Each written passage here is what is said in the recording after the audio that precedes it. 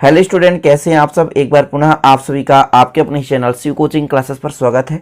और आज का टॉपिक है स्टूडेंट साइक्लोट्रॉन क्या है, इसका सिद्धांत लिखिए तथा निम्नलिखित के लिए व्यंजक ज्ञात कीजिए। ठीक है, तो इसमें से हमको आवर्तकाल निकालना है, साइक्लोट्रॉन आवृत्ति निकालना है और प्राप्त ऊर्जा निकालना है। देखिए, दो टाइप का क्वेश्चन आता है। कभी कभी क्वेश्चन पूछा जाता है कि साइक्लोट्रॉन की संरचना, कार्यविधि और सीमाएं, जिसके लिए मैं ऑलरेडी एक वीडियो बना दिया हूं, प्लीज़ उसे आप लोग देख लेना।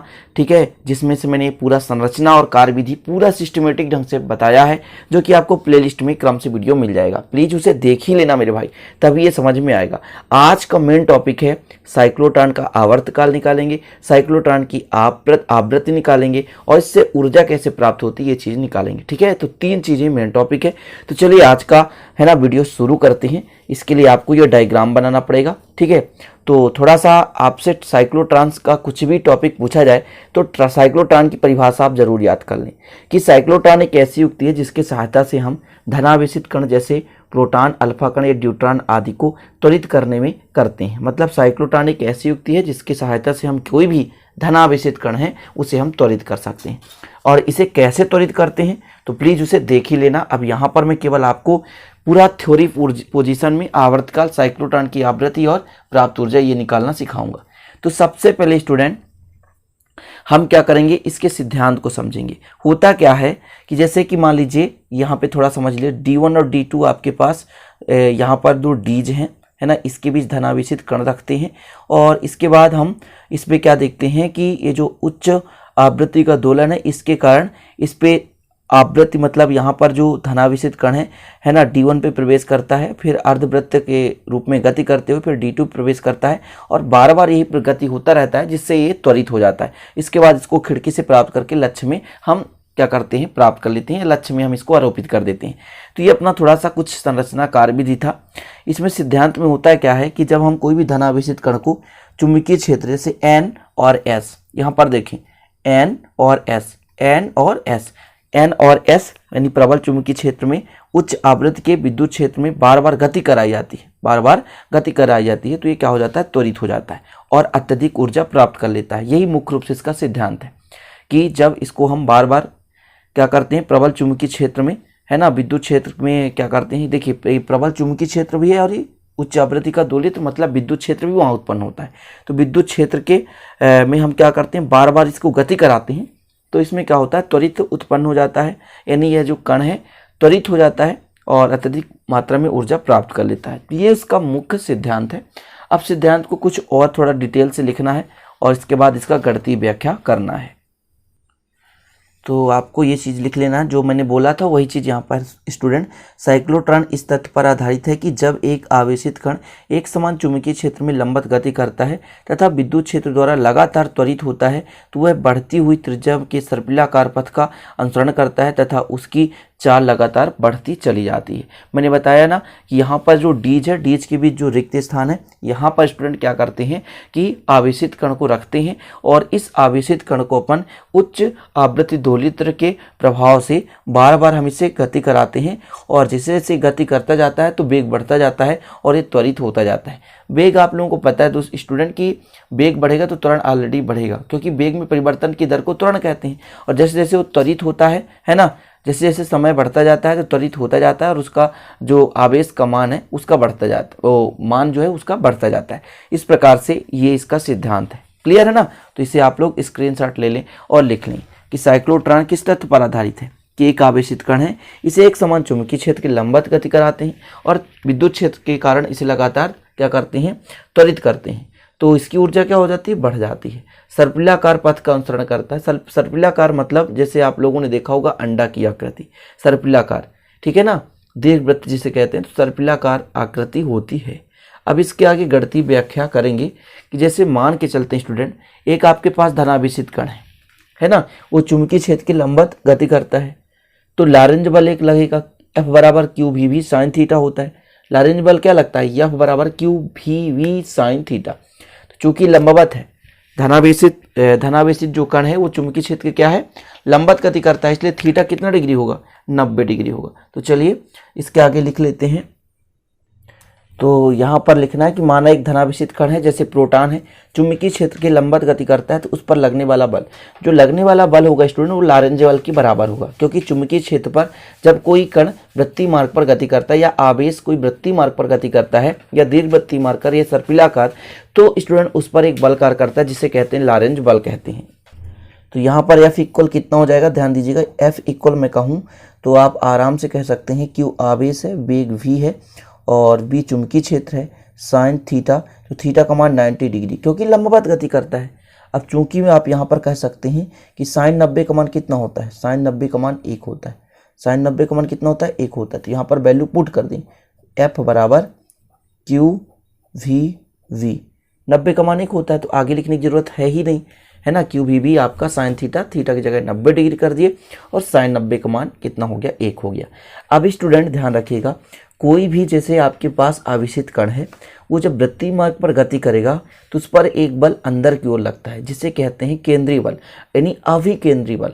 जब कोई वस्तु वृत्तीय मार्ग पर गति करता है, चाहे वस्तु हो, चाहे आवेशित कण हो, चाहे कोई धनावेश हो, कुछ भी हो स्टूडेंट, तो जब वो वृत्तीय मार्ग पर गति करता है तो अंदर की ओर एक बल लगता है जो कि अभिकेंद्र बल कहलाता है। और यही बल स्टूडेंट किसके बराबर होगा, जो लगने वाला लॉरेंज बल है इसी के बल के बराबर होगा।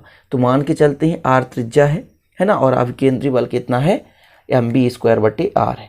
तो यहाँ पर लिख लो कि प्रोटॉन किस वृत्तीय मार्ग पर गति करता है, तो r त्रिज्या के वृत्तीय मार्ग पर गति करता है। तो यहाँ पर आपको लिख लेना है कि माना प्रोटॉन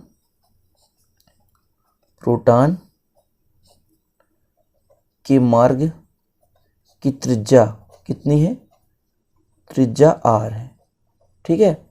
तब अभिकेंद्रीय बल कितना होगा, अभिकेंद्रीय बल देखिएगा m द्रव्यमान का एक कण है मान के चलते हैं, तो अभिकेंद्रीय बल स्टूडेंट होता है mv²/r होगा। ये आप याद कर लो, अभिकेंद्रीय बल का फार्मूला होता है mv²/r, mv²/r। तो मैं यदि आपसे कह दूं कि जो लॉरेंज बल कार्य कर रहा है वो लॉरेंज बल किसके बराबर होगा स्टूडेंट, तो लॉरेंज बल जो होगा वो अभिकेंद्रीय बल के बराबर होगा। तो यहाँ पर आप लिख लें, चूंकि जो लॉरेंज बल लग रहा है, लॉरेंज बल वो किसके बराबर होगा, अभिकेंद्रीय बल के बराबर होगा, अभिकेंद्रीय बल के बराबर होगा, ठीक है, अभिकेंद्रीय बल के बराबर होगा। लॉरेंज बल कितना है, QVB है ना, तो ये लॉरेंज बल और अभिकेंद्रीय बल mv²/r हो गया। यहाँ से एक भी से एक भी कट जाएगा, एक भी से एक भी कट जाएगा। यदि मैं कह दूं यहाँ से r की वैल्यू पुट बताओ भैया, r की वैल्यू बताओ, तो r इधर ले जाओ, mv रहने दो और QV यहाँ पर आप रख दो, ठीक है, इतना हो गया। तो r बराबर mv/QV, ये आ चुका है रेडियस का मान, ये आ गया रेडियस का मान, और यहाँ पर मतलब त्रिज्या का मान आ चुका है। हमें आवर्तकाल निकालना है, आवर्तकाल nt का मान निकालना है, इसके बाद आवृत्त निकालना है, प्राप्त ऊर्जा निकालना है, इन पॉइंट को हल करना है। कंप्लीट। तो चलिए यहाँ तक हो गए स्टूडेंट। अब यदि मैं कह दूं कि एक अर्धवृत्त है, अर्धवृत्त है, उसको गति करने में कण द्वारा लगा समय जो होगा डीज के अंदर, डीज क्या कहलाता है, d1 d2 आपने देखा था अर्धवृत्ताकार, वही डीज है। तो मैं यहाँ पर लिख देता हूँ थोड़ा सा कि डीज के अंदर, कहाँ, डीज के अंदर, यानी वो जो डी आकृति का आप देखें खोखला अर्धवृत्ताकार जो आपका क्या है, डीज है। तो यहाँ पर लिखते हैं डीज के अंदर, डीज के अंदर अर्धवृत्ताकार, अर्धवृत्ताकार, डीज के अंदर अर्धवृत्ताकार मार्ग में गति करने के लिए, गति करने में कण को लगा समय, लगा समय, समय बराबर क्या होता है, थोड़ा सा आप बताएं, समय बराबर कितना होता है। t बराबर होता है दूरी बटे चाल या वेग, है ना। अब देखिए स्टूडेंट, जो अर्धवृत्त है उसकी परिधि कितनी होती है, आप बता सकते हैं। अर्धवृत्त, अर्धवृत्त की परिधि होती है πr। मैं आपको कुछ बेसिक चीज बताता हूं कि यदि वृत्त की परिधि देखी जाए स्टूडेंट, तो वृत्त की परिधि होती है 2πr, और यदि आपसे कहूंगा अर्ध परिधि यानी अर्ध परिमाप, ठीक है, तो उसे बोलते हैं क्या, πr। मैं यहाँ पर थोड़ा सा कुछ चीजें समझा रहा हूँ। जैसे आपके पास मान के चलता हूँ ये आपका वृत्त है ना, इस टोटल का जो परिधि या परिमाप है 2πr होता है, तो आधे का हम 2 का भाग दे देंगे, कितना आ जाएगा, πr। इतना क्लियर है ना। तो ये जो दूरी है, जैसे डायग्राम में थोड़ा देख लो, थोड़ा सा डायग्राम में आपको समझना पड़ेगा, तब आप कहीं कहीं समझ पाओगे।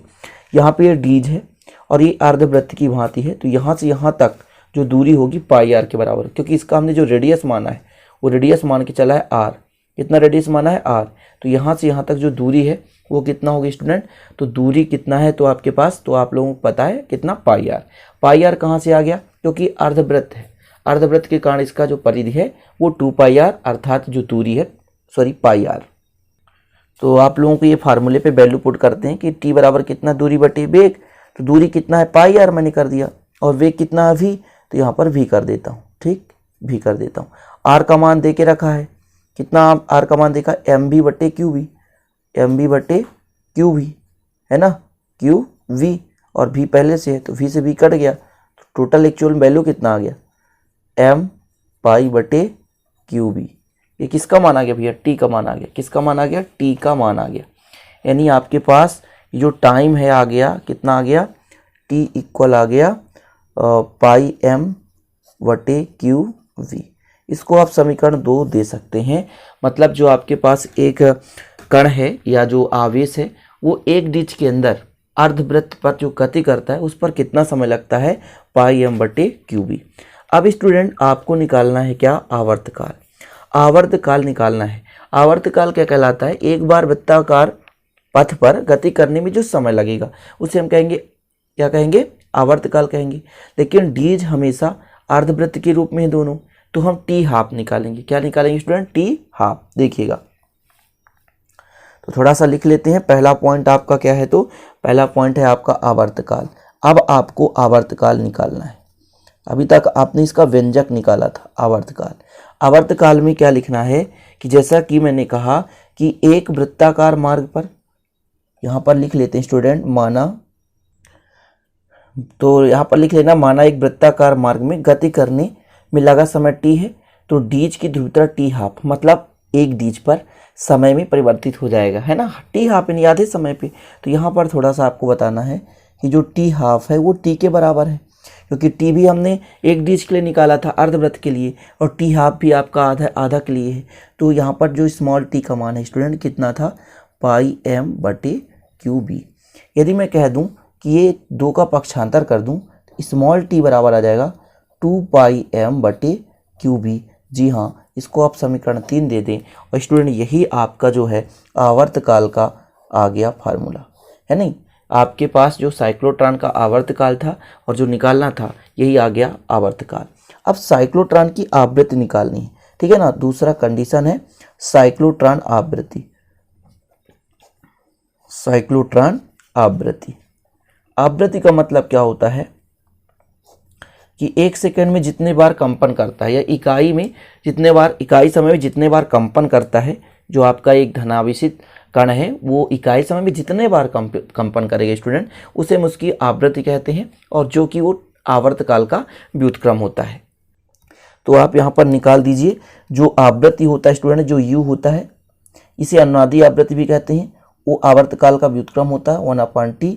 तो सीधा इसको उल्टा कर दो, तो उल्टा कर देंगे 2 पाई एम हो जाएगा, और ये समीकरण जो 4 है वो आपका आ चुका है स्टूडेंट, क्या, आवृत्ति के लिए। थोड़ा सा इसको यदि मैं कह दूं कि जो आवृत्ति ओमेगा बराबर होता है 2 पाई न्यू, ध्यान दीजिएगा, ओमेगा बराबर होता है स्टूडेंट कोणीय आवृत्ति। कोणीय आवृत्ति थोड़े आपसे बता देता हूँ, कोणीय आवृत्ति, कोणीय आवृत्ति ओमेगा बराबर होता है 2 पाई न्यू, है ना। तो यहाँ पर यदि मैं न्यू की जगह मान रख दूँ तो 2 पाई क्यू बी बटे 2 पाई एम, तो 2 पाई से 2 पाई कैंसिल, क्यू बी बटे एम, मतलब जो कोणीय आवृत्ति इसका निकाल दिया हमने, क्यू बी बटे एम। तो ये आवृत्ति था, ये कोणीय आवृत्ति आ गया। ये जो समीकरण 5 आया है ये कोणीय आवृत्ति है। ये क्या है, कोणीय आवृत्ति। तो आवृत्ति भी आपने निकाल लिया और कोणीय आवृत्ति भी निकाल लिया। अब आपके पास एक चीज़ और निकालना है, जो स्टूडेंट प्राप्त ऊर्जा, थर्ड कंडीशन निकालना है आपको, प्राप्त ऊर्जा। पूरा निकाल कर मैं दिखा रहा हूँ और इतना आप लोग लगाओगे भाई, इसलिए इसको 2 वीडियो में मैंने डिवाइड किया। एक में आपको समझा दिया संरचना, कार्यविधि, सीमाएं, और इसमें मैं आपको समझा रहा हूँ, है ना, सिद्धांत भी समझा रहा हूँ, और इसकी जो गणितीय व्याख्या पूरा समझा दिया, साथ में इसकी आवर्तकाल, साइक्लोट्रॉन की आवृत्ति, प्राप्त ऊर्जा, सब कुछ समझा दिया। तो स्टूडेंट यहाँ पर जो आवृत्ति मतलब कोई कण है आवृत्ति के रूप में कंपन करेगा, गति करेगा, तो इस पर एक गतिज ऊर्जा लगेगा, है ना। तो यहाँ पर लिखता हूँ आवेशित कण द्वारा, कौन सा कण, आवेशित कण है, द्वारा प्राप्त ऊर्जा, आवेशित कण द्वारा प्राप्त ऊर्जा, आवेशित कण द्वारा प्राप्त ऊर्जा, ध्यान देना थोड़ा सा। ई बराबर होगा 1/2 mv²। ठीक है स्टूडेंट, इतना हो गया। अब चूंकि आप लोगों को v का मान पता है, v का मान है ना, v का मान यदि नहीं पता है तो आप निकाल भी सकते हो। तो v का मान कहाँ से निकालोगे, यदि कंफ्यूजन हो तो मैं आपको स्टार्टिंग पे बता देता हूँ। यहाँ से स्टूडेंट आप v का मान निकाल सकते हो, मैं आपको निकाल कर भी दिखा दूंगा। पक्षांतर यदि कर दूँ यहाँ पे v का मान, तो v बराबर देख सकते हैं यहाँ पर, यदि मैं लिख दूँ यहाँ पर v बराबर, तो r⁴b/m, r⁴b/m, ठीक है ना। यहाँ से आपको मैं निकाल कर दिखा दिया r⁴b/m। तो यहाँ पर मैं लिख देता हूँ कि चूंकि v बराबर कितना है, स्मॉल r⁴b/m, तो कंफ्यूज मत होना भाई, यही है आपका करेक्ट। ठीक है, चलिए, तो e का वैल्यू आपका आएगा, e बराबर 1/2 है तो रहने दो, है ना, m है तो रहने दो, v के जगह वैल्यू पुट कर दो r⁴b/m, तो वर्क कर दो, कितना आ जाएगा 1/2 m r² q² b²/m²। एक m से m काट दो, यानी कितना बचा आपके पास, तो आपके पास बचा q² b² r²/2m। सबको कांस्टेंट ले लो और r को आप बचा लो, तो E समानुपाती r², यानी जो ऊर्जा है वो त्रिज्या के समानुपाती है। ठीक है, इतना ही गणितीय व्याख्या करना है। तो काफ़ी लंबा समय लग चुका है, और यार मेरे भाइयों इसमें मैं कार्य विधि ऐड कर दूं तो लगभग अभी 10 मिनट और लग जाएगा, संरचना कार्य विधि। तो इसमें केवल मैंने डायग्राम बनाना सिखाया कि आप लोग मेरे प्यारे भाइयों डायग्राम बना लो। देखो ये 1 पेज का हो गया, स्क्रीनशॉट लेना तो ले सकते हैं आप। लगभग 3 पेज का आंसर हो चुका है, लेकिन यदि मैं इसमें कार्य विधि और संरचना डाल दूं तो कहीं और 3 पेज का हो जाएगा, और ये लगभग आधे घंटे का वीडियो बन जाएगा। तो साइक्लोट्रॉन का टोटल लेक्चर 2 भागों में बट चुका है। एक में मैंने बता दिया था इसकी संरचना, कार्य विधि और इसकी सीमाएं, और ये दूसरा पार्ट है स्टूडेंट साइक्लोट्रॉन का जो गणितीय व्याख्या है आवर्तकाल आवृत्ति प्राप्त ऊर्जा निकालने में। तो ये चीज़ आपको समझ में आ गया होगा। आशा करता हूँ कि ये वीडियो पसंद आई होगी, और पसंद आया तो प्लीज़ लाइक कर देना, दोस्तों के साथ शेयर कर देना, नए हैं तो चैनल को सब्सक्राइब कर बेल आइकन प्रेस कर लेना। मिलते हैं अगली वीडियो में, तब तक के लिए जय हिंद, वंदे मातरम।